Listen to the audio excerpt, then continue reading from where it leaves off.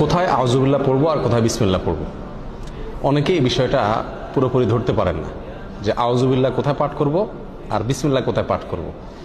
যেখানে যেটা পাঠ করার দরকার, যেখানে যেটা পড়ার দরকার সেখানে সেটাই পাঠ করতে হবে।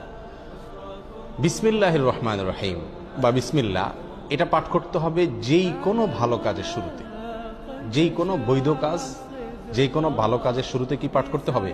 বিসমিল্লাহির রহমানির রহিম পাঠ করতে হবে।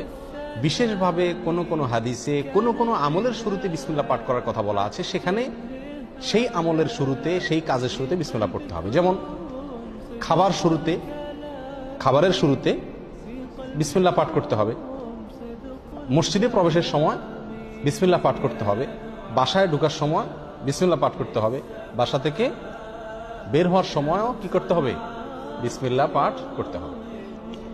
এ হলো বিসমিল্লাহর বিষয়। আর আউযুবিল্লাহ এটা বিশেষভাবে পাঠ করতে হয় কোরআন কারীম তেলাওয়াতের শুরুতে, কোরআন কারীম তেলাওয়াতের শুরুতে।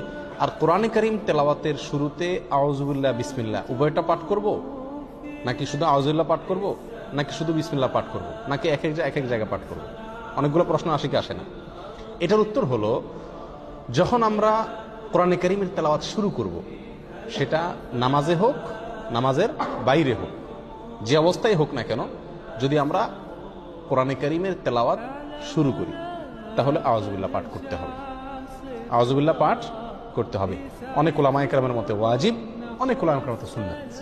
আল্লাহ সুবহানাহু ওয়া তাআলা সূরা নাহলের 98 নম্বর আয়াতে ইরশাদ করেছেন, ফাইদা ক্রাআতাল কুরআনা ফাস্তাইজ বিল্লাহি মিনাশ শাইতানির রাজীম।